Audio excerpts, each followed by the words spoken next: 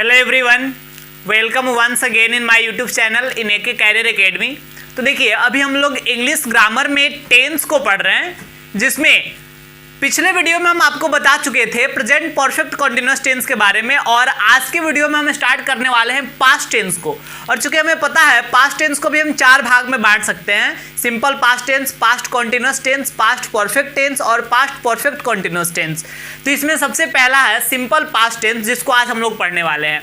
तो देखिए, आज के वीडियो में हम आपको बताएंगे सिंपल पास्ट टेंस का आइडेंटिफिकेशन, स्ट्रक्चर और कुछ एग्जांपल्स को। तो देखिए, स्टार्ट करते हैं। सबसे पहली चीज कि इसका आइडेंटिफिकेशन क्या है, यानी कैसे हम पहचान पाएंगे कि कौन सा सेंटेंस जो है सिंपल पास्ट टेंस का सेंटेंस है। तो देखिए, आइडेंटिफिकेशन के लिए जब हिंदी सेंटेंस हम देख रहे होते हैं तो हिंदी का जो वर्ब होता है, उसकी क्रिया, उसके लास्ट में अगर आ जाए ता, था, ती, थी, ते, थे। अब याद करिए, जब हम सिंपल प्रेजेंट टेंस पढ़ाए थे तो वहां लिखे थे ता है, ती है, ते है, और ये पास्ट है। तो पास्ट है तो था, थे, थी आ जाएगा केवल। या जनरली हम मतलब आम बोलचाल की भाषा में ता, था, ती, तीन सारे शब्दों का यूज नहीं करते हैं, बल्कि हम क्या यूज करते हैं? हम यूज करते हैं या, ये ऐसे शब्दों का लास्ट में यूज किया जाता है। तो जब ऐसे शब्द लास्ट में प्रयुक्त होंगे तो फिर इसको हम सिंपल पास्ट टेंस में होना समझेंगे। अब देखिए, अब बात करते हैं स्ट्रक्चर की। तो यही सबसे मेन चीज है। अगर आपको स्ट्रक्चर याद है तो ट्रांसलेट करने में कोई प्रॉब्लम नहीं होगा। तो देखिए, स्ट्रक्चर के लिए आपको क्या समझना है? सबसे पहले ऑफर्मेटिव सेंटेंस का अगर स्ट्रक्चर याद हो जाता है तो बाकी सारा स्ट्रक्चर आप खुद से बनाने के काबिल है, बिकॉज पिछले 4 टेंस में हम समझा चुके हैं अच्छा से। लेकिन देखिए, ऑफर्मेटिव सेंटेंस का भी हम लिखना सिखा रहे हैं। सबसे पहली चीज कि सब्जेक्ट तो ऑफर्मेटिव में पहले आना ही है। अब याद कीजिए, सिंपल प्रेजेंट टेंस में यूज किए थे वर्ब 1 या वर्ब 5, सिंपल प्रेजेंट कॉन्टिन्यूअस में यूज किए थे वर्ब 4, प्रेजेंट परफेक्ट में यूज किए थे वर्ब 3। तो देखिए, वर्ब 1 हो गया, वर्ब 3 हो गया, वर्ब 4 हो गया, वर्ब 5 हो गया, क्या बच रहा है? वर्ब 2। तो ऐसे ही सोच के और यहाँ पे आप क्या यूज कर लीजिए? वर्ब 2। याद रखने के लिए कुछ इस तरीके से सोचना पड़ता है। तो देखिए, सब्जेक्ट प्लस क्या हो गया? वर्ब 2 प्लस ऑब्जेक्ट, बस और कुछ नहीं। Subject plus verb 2 plus object. अब देखिए, निगेटिव जब हमें बनाना होता है तो हेल्पिंग वर्ब के बाद में नॉट लगाते हैं, ऐसा हम पहले ही बता चुके हैं। तो देखिए, जब जैसे मान लीजिए कि हम यहाँ लिखते हैं आई एम अ स्टूडेंट, ये एक सेंटेंस है, इसको हमें निगेटिव में बनाना होगा तो लिखेंगे I am not a student. तो देखिए, निगेटिव में चेंज करने के लिए हम क्या कर लिए? हेल्पिंग वर्ब के बाद में नॉट जोड़ लिए। बट यहाँ तो हेल्पिंग वर्ब है ही नहीं, सब्जेक्ट के बाद वर्ब 2 प्लस ऑब्जेक्ट आ गया है। तो जब यहाँ हेल्पिंग वर्ब नहीं है तो हमें अपने से हेल्पिंग वर्ब सिलेक्ट करना पड़ेगा। तो अपने से हेल्पिंग वर्ब हम सिलेक्ट करते हैं या तो डू, या तो डज, या तो डिड, इस तीनों में से कोई एक। तो अगर प्रेजेंट टेंस होता तो डू या डज सिलेक्ट करते, लेकिन ये तो है पास्ट टेंस ना, तो पास्ट टेंस है तो डिड को सिलेक्ट करेंगे। सब्जेक्ट प्लस डिड को सिलेक्ट करेंगे और इसके बाद हम नॉट का यूज कर लेंगे और प्लस वर्ब 1 प्लस ऑब्जेक्ट। ऐसा रुके क्या जी? देखिए, आपके मन में ये सवाल आने वाला था कि यहाँ पर डिड यूज कर दे, चलिए बढ़िया है, नॉट भी लगा दे, लेकिन यहाँ वर्ब 1 कैसे? वर्ब 2 ना, आप अभी बताए कि वर्ब 2 लगता है। देखिए, वर्ब 1 इसलिए लगा है बिकॉज ये डिड खुद वर्ब 2 हो गया। डू का वर्ब 2 क्या होता है? डिड। तो डिड तो खुद वर्ब का दूसरा रूप हो गया, तो फिर से वर्ब का दूसरा रूप लगाने की जरूरत नहीं है। तो यहाँ पे हम क्या लगाएंगे? वर्ब 1 ही लगाएंगे।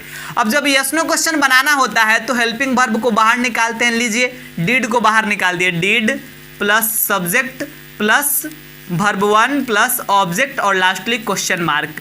और जब WH क्वेश्चंस का बनाएंगे तो WH वर्ड्स को बाहर निकाल देंगे, plus did plus subject plus verb 1 plus object. तो उम्मीद करते हैं कि आपको समझ में आ गया होगा स्ट्रक्चर सारा।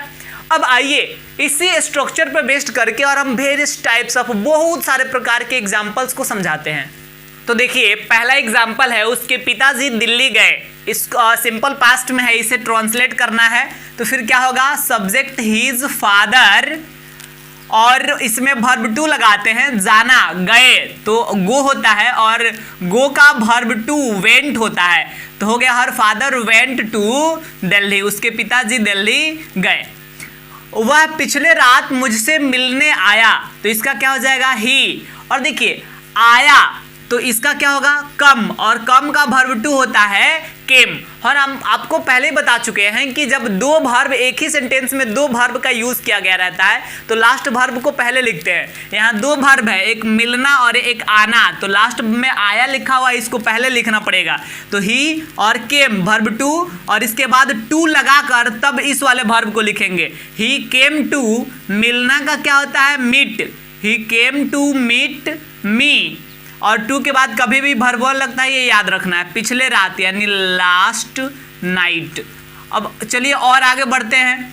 इसके बाद हम देखेंगे नेक्स्ट एग्जाम्पल है, मेरे दोस्त के भाई एक कार खरीदा, तो ये क्या हो जाएगा माई फ्रेंड, और एपोस्ट्रोफी एस लगा दिए, माई फ्रेंड्स ब्रदर यानी मेरे दोस्त के भाई एक कार खरीदा, खरीदना का बाई और वर्ब टू हो जाएगा bought, bought a car, my friend's brother bought a car.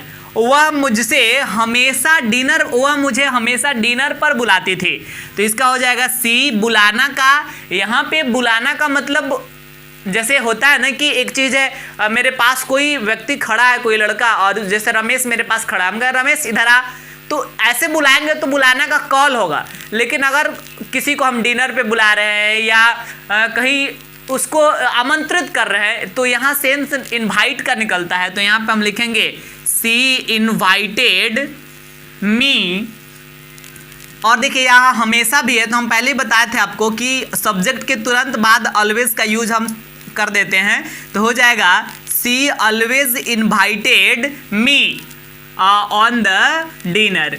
अब चलिए और आगे बढ़ते हैं, और देखिए इसके बाद क्या होगा, वह प्रत्येक रविवार को सिनेमा जाती थी, तो इसका बनाएंगे तो हो जाएगा सी। और एक चीज़ यहाँ ध्यान दीजिए, ये उसकी पुरानी आदत थी कि हर रविवार को सिनेमा जाती थी, तो आप चाहें तो पास्ट हैबिट के लिए यहाँ यूज्ड टू का यूज भी कर सकते हैं, तो हो जाएगा she used to go to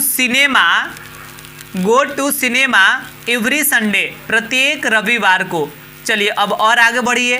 next example है, गांधी जी सुबह में टहला करते थे, तो इसका हो जाएगा क्या Gandhi ji used to walk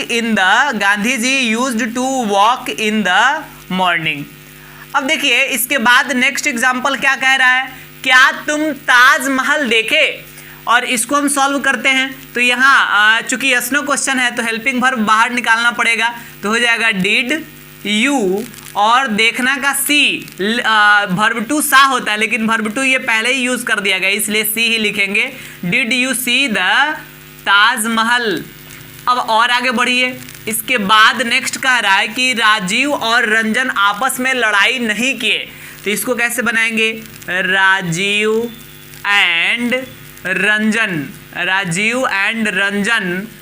did not, negative sentence है तो नॉट लगाने के लिए डिड चुनना पड़ेगा, डिड नॉट फाइट, और दो लड़के हैं आपस में के लिए क्या हो जाएगा each other, did not fight each other. वह कार चलाना पसंद करता था, ही पसंद करना का लाइक, और ये चूंकि वर्ब टू है सिंपल पास्ट है तो वर्ब टू लगाएंगे, he liked to drive a car. इसके बाद क्या है, वह क्यों अंग्रेजी बोलना चाहती थी, तो क्यों के लिए वाई बाहर निकाल दीजिए, क्वेश्चन है तो हेल्पिंग वर्ब को भी निकालना पड़ेगा, वाई डिड सी, और यहाँ चाहती थी तो फिर हो जाएगा वांट इसलिए लिख रहे हैं बिकॉज डिड का ऑलरेडी यूज कर दें जो वर्ब टू है, वांट टू स्पीक इंग्लिश। तो इस प्रकार जो है ये एग्जाम्पल्स अलग अलग टाइप का था जिसको हम सॉल्व कर लिए। तो आज के वीडियो में इतना ही रहने देंगे जिसमें हम आपको बताएं आइडेंटिफिकेशन और structure and examples of simple present tense, और अगले वीडियो में हम आपको बताएंगे सिंपल पास्ट टेंस के यूज के बारे में कि सिंपल पास्ट टेंस का यूज कहाँ कहाँ किया जाता है।